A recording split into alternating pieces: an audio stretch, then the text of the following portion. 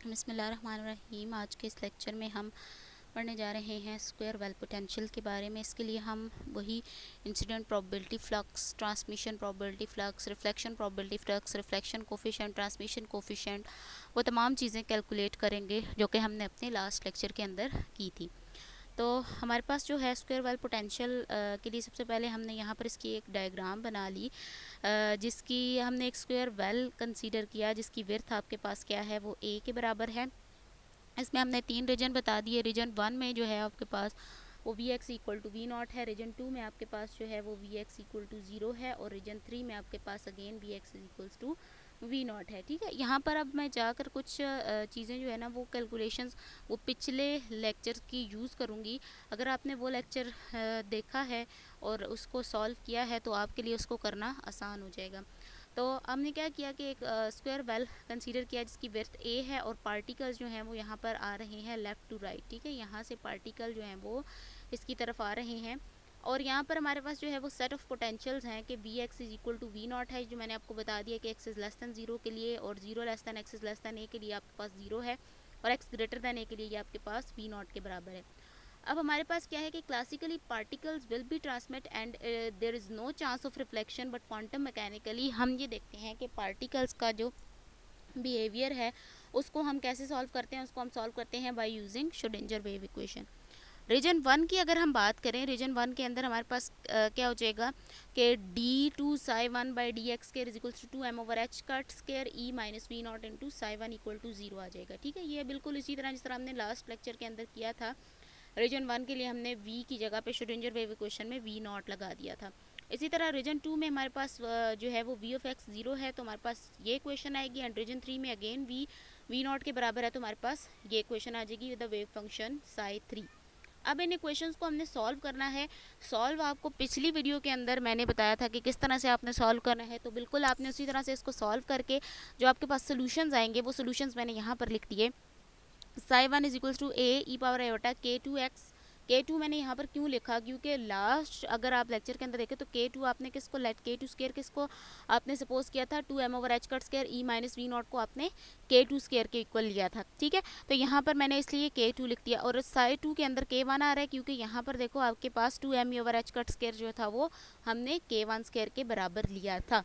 और इस केस में भी जो मैंने के थ्री लिखा है ये भी आपके पास के टू ही है क्योंकि K3 और K2 आपके पास दोनों सेम बन रहे हैं, तो इसको भी बेशक आप K2 लिख लें।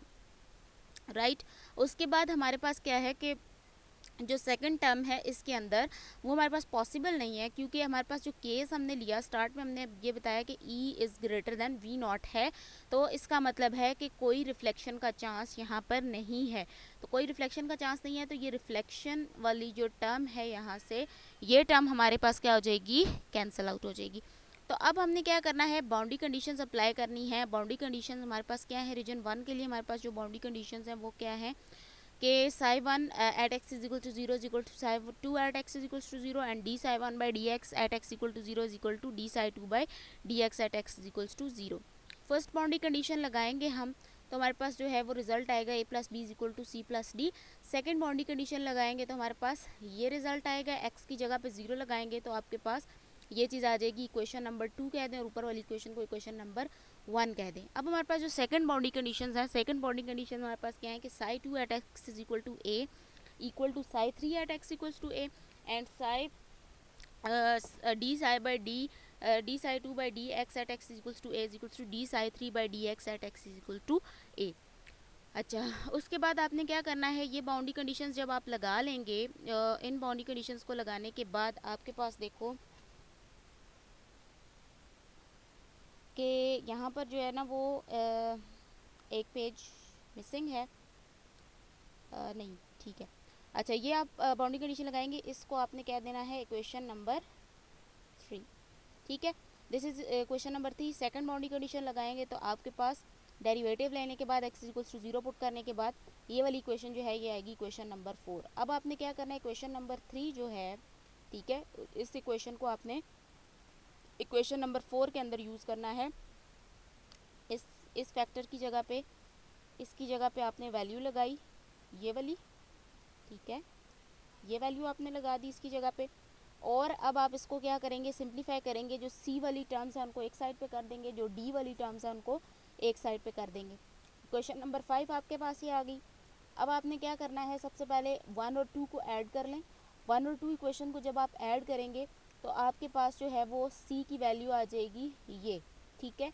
उसके बाद आपने सब्ट्रैक्ट करना है इक्वेशन 2 को इक्वेशन 1 से, तो आपके पास डी की वैल्यू आ जाएगी ये। सी और डी की वैल्यूज़ आ गई in terms of A and B. अब आपने सी और डी की वैल्यूज़ आपने इक्वेशन नंबर 5 जो अभी ऊपर निकाली है, ठीक है, सी और डी की वैल्यू आपने इक्वेशन नंबर 5 ये वाली इक्वेशन थी, उसमें in terms of A and B आपने सब्स्टिट्यूट करनी है। सब्स्टिट्यूट करने के बाद आपने क्या करना है, इन इक्वेशंस को सिंप्लीफाई करना है। सिंप्लीफाई कैसे करना है कि आपने जो ए वाली टर्म्स हैं वो इक्वेशन के एक साइड पे कर देनी है, जो बी वाली टर्म्स हैं उनको इक्वेशन के एक साइड पे कर देना है। जहाँ पर मल्टीप्लाई हो रहा है कुछ, उसको मल्टीप्लाई करें। देखिए ये मैंने सब कुछ इसके अंदर सॉल्व किया हुआ है, मैंने मल्टीप्लाई किया है इन दोनों टर्म्स को, इन दोनों टर्म्स को, इन दोनों टर्म्स को मैंने मल्टीप्लाई किया है। मल्टीप्लाई कर देने के बाद आप देखो सिंप्लीफाई हो गई कुछ चीज़ें, कहीं से ये कैंसिल हो गया और कहीं पे 1 + 1 ऐड होकर 2 हो गया, ठीक है। ये सारी चीज़ें आ गई आपके पास। अच्छा, उसके बाद आपने क्या करना है, उसके बाद आपने ये करना ये है कि आपने ये जो है वो आपके पास ए वाली टर्म्स को अलग कर देना है, बी वाली टर्म्स को इक्वेशन की दूसरी साइड पे अलग कर देना है, ठीक है। तो आपके पास ए और बी वाली टर्म्स ये आ गई। अच्छा, उसके बाद आप देखो कि ये जो टर्म आई आपके पास, इस तरह एक ये टर्म आई, इस तरह एक ये टर्म आई। अच्छा, सबसे पहले हम क्या करते हैं कि नेगेटिव साइन को कॉमन ले लें, ताकि हमारे पास जो ये वाली टर्म है उसमें प्लस आयोटा वाली टर्म पहले आ जाए और माइनस आयोटा वाली बाद में आ जाए, ठीक है। तो हमने यहाँ से माइनस कॉमन लिया, तो ये k2/k1 पहले आ गया, k1/k2 बाद में आ गया, राइट। इसको हमने नहीं छेड़ना क्योंकि हमारे पास फार्मूला बनेगा आगे जाकर। इसमें हमने क्या किया कि नेगेटिव साइन को यहाँ पर लिख लिया कॉमन, और इसमें से हमने इस टर्म में से नेगेटिव साइन को कॉमन लिया, तो ये हमारे पास नेगेटिव साइन कॉमन लेने के बाद ये चीज़ बन गई। अब देखो आपके पास फार्मूला होता है e⁻θ माइनस e⁻−θ बराबर होता है हमारे पास 2 sin θ, e⁻θ प्लस e⁻−θ आपके पास 2 cos θ के बराबर होता है। तो यहाँ पर देखो e⁻k1a इज दैट थीटा, तो ये आपके पास हो जाएगा 2 sin k1a, ये हो जाएगा 2 sin k1a और ये हो जाएगा 2 cos k1a। 2 इसमें से कॉमन लेके आप कैंसिल कर सकते हैं, मैंने आगे चल के अगले स्टेप में कैंसिल किया, आप यहीं से भी कैंसिल कर सकते हैं। और यहाँ से आप b/a की वैल्यू निकाल लेंगे और आयोटा माइनस आयोटा के साथ आप इसे रैशनलाइज करेंगे। रैशनलाइज करने के बाद आपके पास b/a की वैल्यू आ जाएगी ये। b/a से डायरेक्ट निकाल लेंगे, जहाँ पर आयोटा होगा वहाँ पर साइन चेंज हो जाएगा, यहाँ पर आयोटा था तो माइनस, प्लस था तो माइनस हो गया। रिफ्लेक्शन कोफिशिएंट आपको पता है किसके बराबर होता है, b/a इंटू b/a डायरेक्ट के बराबर होता है। लास्ट लेक्चर के अंदर आप लोगों ने ये किया, तो ये आपके पास आ जाएगा, ये आपके पास किसके बराबर आ जाएगा, आपने b/a और b/a डायरेक्ट की वैल्यू लगानी है, इनको मल्टीप्लाई करना है। मल्टीप्लाई कर देने के बाद इसको आप सॉल्व करेंगे और r की वैल्यू आपके पास ये आ जाएगी, सही है। अब आपने क्या करना है, इक्वेशन नंबर 1 और 2 को अगेन से आपने लेना है, और जो आपके पास है c माइनस डी आ गया यहाँ पर 2a equal to c into 1 + k1/k2 plus d 1 - k1/k2 आ गया, ठीक है। इक्वेशन 1 ये थी, इक्वेशन 2 आपके पास ये थी। इसमें से आपने इस इक्वेशन को जब सब्ट्रैक्ट किया तो आपके पास 2a की वैल्यू आ गई, और जब आपने इक्वेशन नंबर 3 और 4 को लिया, इक्वेशन नंबर 3 और 4 को जब आप लेंगे तो अब हमने इक्वेशन नंबर 3 और 4 को लेना है। इक्वेशन नंबर 3 और 4 हमारे पास ये इक्वेशंस थी, हमने क्या किया, इनको ऐड कर दिया, सही है। इक्वेशन नंबर 3 और 4 को जब हमने ऐड किया तो ऐड करने के बाद हमारे पास एक ये वैल्यू आई, इक्वेशन नंबर 9 का हमने इसको नाम दे दिया, और इसको एक सॉरी 9 नहीं, आप इसको स्मॉल a कहेंगे, equation number small a। This is not equation number 9, ये स्मॉल a है। सब्ट्रैक्ट करेंगे तो आपके पास d की वैल्यू आ जाएगी इन टर्म्स ऑफ e, उसको आपने इक्वेशन नंबर b का नाम दे दिया। अब जो आपके पास इक्वेशन नंबर a थी उसमें से आपने c की वैल्यू निकाली तो वो आपके पास ये वैल्यू आई, और इक्वेशन नंबर जो b थी उसमें से आपने d की वैल्यू निकाली तो वो आपके पास ये वैल्यू आ गई, ठीक है। ये इक्वेशन 9 और ये इक्वेशन 10 सही हो गया। अब आपने क्या करना है, 9 और 10 इक्वेशन जो आई है, c की value in terms of e, d की value in terms of e, उसको आपने क्या करना है, ऐड कर देना है इक्वेशन नंबर, पुट कर देना है इक्वेशन नंबर 8 के अंदर। इक्वेशन नंबर 8 जहाँ पर हमने 2a की वैल्यू निकाली थी इन terms of c and d, तो वहाँ पर c और d की value in terms of e आपने सब्स्टिट्यूट कर दी। अब आप देखो कि ये सारे फैक्टर्स जब आपस में मल्टीप्लाई होंगे, मल्टीप्लाई हो रहे हैं, मल्टीप्लाई होने के बाद ये सिंप्लीफाई हो रहे हैं, ठीक है।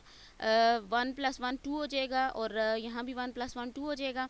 तो ये आपके पास जो है ना वो e/a आप जब यहाँ से निकाल लेंगे तो e/a की वैल्यू आपके पास जो है वो ये आ जाएगी, सही है। e/a की वैल्यू आपने निकालनी है। तो ये आपके पास आ गई e/a की वैल्यू। उसके बाद आपके पास क्या है कि ये इसको भी थोड़ा सा मज़ीद सिंप्लीफाई ये हो सकती है, तो आप इसको कर लें कि यहाँ पर जो है वो आपके पास वो cos k1a आ जाता है, और ये जो है वो आपके पास 2 आयोटा sin k1a के बराबर बनता है। तो बस वो वैल्यूज़ लगाई हुई हैं और उनको लगा के थोड़ा सा इसको सिंप्लीफाई किया है। अब आपके पास e/a की वैल्यू आ गई, ये सही हो गया। उसके बाद आपने क्या करना है, e/a स्टेरिक की वैल्यू निकाली, तो अयोटा जहाँ पर था वहाँ पर आपने साइन को चेंज कर दिया। अब आप ट्रांसमिशन कोफिशिएंट निकाल सकते हैं e/a into e/a steric. e/a की वैल्यू भी आपके पास आ गई, e/a स्टेरिक की वैल्यू भी आपके पास आ गई। उन वैल्यूज़ को आपने मल्टीप्लाई करना है। मल्टीप्लाई कर देने के बाद थोड़ा सा आप सिंप्लीफाई हो सकता है तो करें, नहीं हो सकता तो आप उसको एज इट इज़ छोड़ दें।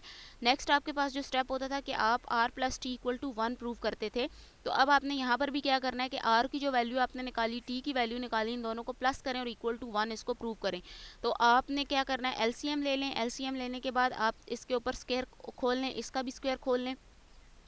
इसका जब आप स्क्वायर खोलेंगे ऊपर वाली टर्म्स में तो कोई चेंज नहीं आएगा, उनको एज इट इज स्क्वायर खोल के आप छोड़ दें। नीचे वाली टर्म्स जो हैं उनमें जब आप स्क्वायर खोलेंगे तो आप देखो यहाँ पर आ रहा है 4 cos स्क्वायर k1a को, 4 cos स्क्वायर k1a को आप लिख सकते हैं 1 - sin स्क्वायर k1a।